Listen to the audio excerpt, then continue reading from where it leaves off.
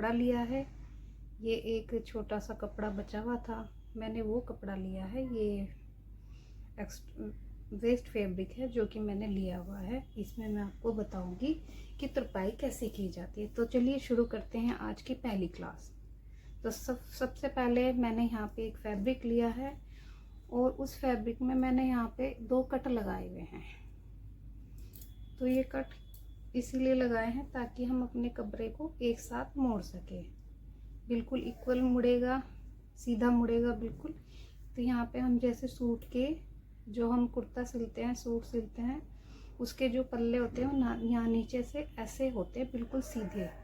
तो हम उनको ऐसे यहाँ से हम इसको बिल्कुल ऐसे मोड़ेंगे, इससे बिल्कुल सीधा मुड़ेगा।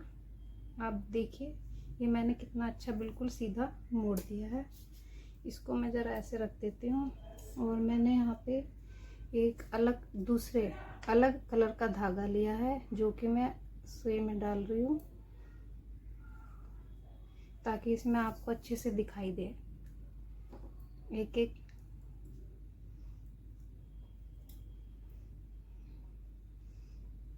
तो मैंने यहाँ पे ऐसे फोल्ड किया हुआ है कपड़ा, ऐसे जैसे हम सूट के पल्ले मोड़ते हैं तो हम सूट के पल्ले ऐसे ही मोड़ते हैं।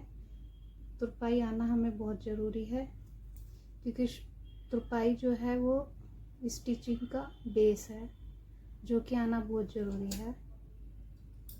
तो इसमें मैं आपको सबसे पहले इसको कच्चा करके दिखा रही हूँ।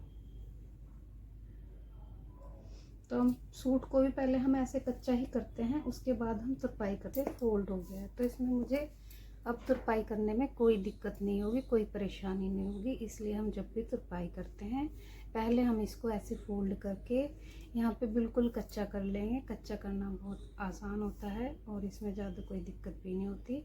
कच्चा करने से हमें कोई परेशानी नहीं होती है, तुरपाई बिल्कुल आसानी से हो जाती है।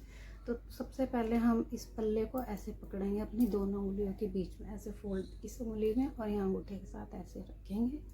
फिर हम इस हाथ से सुई लेंगे और ऐसे इस वाले उससे ऐसे पिरोएंगे। एक टाँका लेंगे, यहाँ से हम इसको पक्का कर लेंगे। ये हमने पक्का कर लिया है। अब हम यहाँ से ऐसे करके धीरे धीरे बहुत बारीक बारीक बिल्कुल हल्का सा हमने बिल्कुल बारीक सा हमने एक टाँका लेना है। फिर हमने ऐसे धीरे धीरे बारीक बारीक लेते जाएंगे हम टाँके धीरे धीरे। और देखिए तुरपाई कितनी फिनिशिंग से होने वाली है।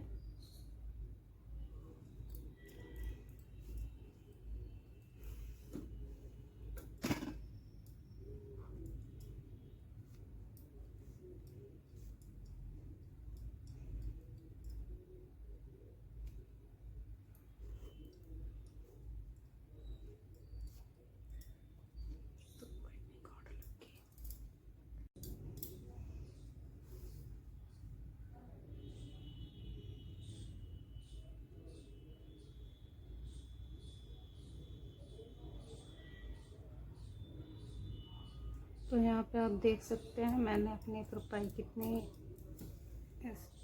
स्मूथली कर ली है। और आप देखिए बिल्कुल इक्वली टाँके आ रहे हैं, यहाँ पे कोई इधर उधर नहीं है या कोई बड़ा छोटा नहीं है। और आप यहाँ पे भी देख सकते हैं कि ज़्यादा ये डिफरेंट कलर की जो धागा है इसमें भी फिर भी आपको बहुत कम टाँके नज़र आ रहे होंगे। आप पास से भी देख सकते हैं और उसी कलर का होता तो ये टाँके आपको बिल्कुल भी नज़र नहीं आते। ये तो मैं आपको करके दिखा रही हूँ दूसरे कलर से, आप देखिए। और ये बिल्कुल हमारे इक्वल चलने चाहिए, सारे टाँके एक जैसे होने चाहिए। कोई भी ये नहीं कि एक हमारा टाँका बहुत बड़ा हो गया है और एक टाँका बिल्कुल छोटा हो गया है। तो ये सब बिल्कुल बराबर आने चाहिए।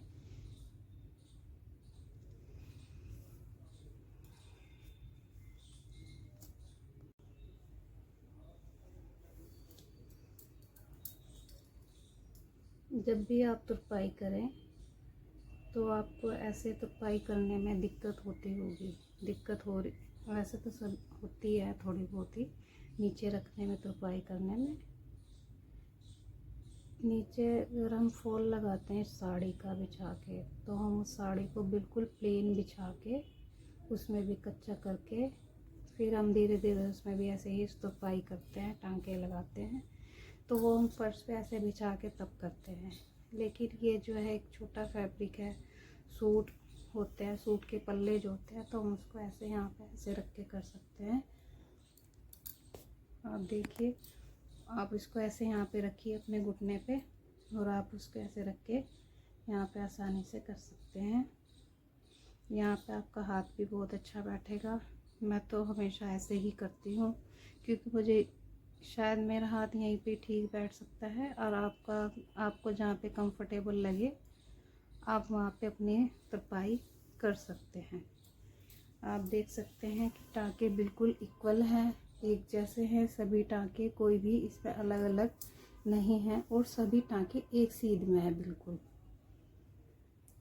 कोई भी टाँका ऊपर नीचे नहीं है। तो जो तुरपाई है ये बिल्कुल फिनिशिंग से होनी चाहिए। तो वो तुरपाई इतनी अच्छी नहीं होती, उनको पता नहीं कोई टांका बड़ा होता है, कोई कहीं पे उन्होंने दोहरा धागा ले लिया, कहीं पे उन्होंने गांठ मार दी, पता नहीं कैसे कैसे तुरपाई करते हैं। तो तुरपाई बिल्कुल नहीं। तो गाइस देखिए, ये है इंची टेप, इसको हिंदी में इंची टेप भी बोलते हैं, और मैं इंग्लिश में मेज़रमेंट टेप भी बोलते हैं। तो आप इसको इंची टेप या मेज़रमेंट टेप जो भी बोल सकते हैं बोल लीजिए। तो इसमें मैं आपको बताऊंगी कि कौन सा इंचेस होता है, कौन सा हाफ होता है, कौन सा पौना होता है। तो हम जो देख रहे हैं ये हमारा 1 है, यहाँ से हमारी स्टार्टिंग होती है 1 से। ये 1 इंच है, यानी कि जो ये बड़े वाला, जो ये बड़े वाला डंडा है और ये वाला डंडा है, इसको मिलाकर हम बोलते हैं 1 इंच। ये हमारा यहाँ से लेके यहाँ तक 1 इंच है। और हम इसी को ही अगर बोलते हैं, यहाँ से लेके यहाँ तक 1 इंच हुआ, और जो इसके बीच में जस्ट बिल्कुल सेंटर में ये वाला पॉइंट है, ये थोड़ा बड़ा है, ये 1/2 इंच हो गया, ये हमारा 1/2 इंच है। फिर यहाँ पे हमारी जो जितने आप लाइन है देख लो, आप काउंट करो, यहाँ से हमारा 1 इंच स्टार्ट है, ये 1, इसके साथ जो ये छोटा सा पॉइंट है, फिर इसके बाद ये थोड़ा सा बड़ा है, तो हम इसको बोलते हैं 0.5, इसको 0.25 बोलते हैं, यानी कि 1/4 इंच। ये हमारा हो गया 1/2 इंच। ये हमारा हो गया है 0.75, या हम इसको 1/4 इंच भी बोलते हैं, और ये हमारा पूरा इंच कंप्लीट हो जाता है यहाँ पे। तो मैं दोबारा से बताती हूँ आपको, ये यहाँ से लेके यहाँ तक हमारा पूरा 1 इंच हो जाता है, यानी कि ये पूरा यहाँ से लेके पूरा 1 इंच हो जाता है। इसके बीच सेंटर से बिल्कुल 1/2, ये पौना और ये पूरा इंच।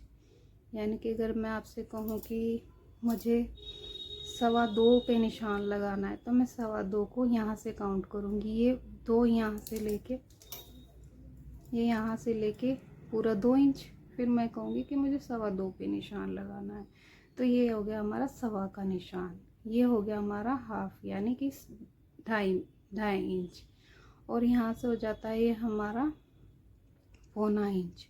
यानी कि अगर मैं इसको कहूँगी तो ये 3 से थोड़ा कम है, 3 से 0.25 कम है, तो ये हमारा हो गया 2.25 इंच। अगर हम इसको थोड़ा आगे बढ़ते हैं, ये पूरा 3 इंच हो गया, यहाँ पे 2.5 हो गया, यहाँ पे 2.25 हो गया, और पूरा 3 इंच हो गया। ऐसे ही हम देखते हैं कि अगर हम लगाते हैं 3.5 इंच से, तो ये हमारा 3 इंच हुआ, इसमें हाफ, ये हाफ हो गया, तो ये 3.5।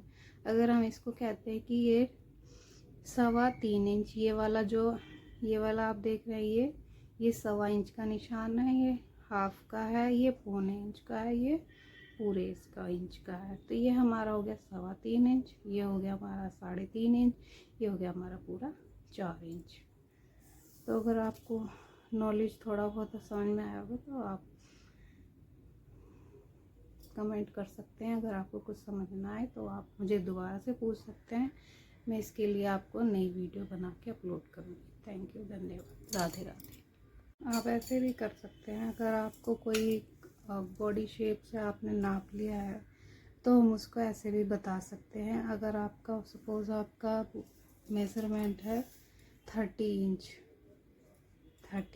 तो हम इस 30 इंच को ऐसे भी कर सकते हैं। अगर आपसे नहीं निकालना आता तो आप पूरे 30 इंच पे ऐसे लीजिए। ये 30 है हमारा, यहाँ से हमने 30 लिया है, इसका हमने निकालना है 4th पार्ट।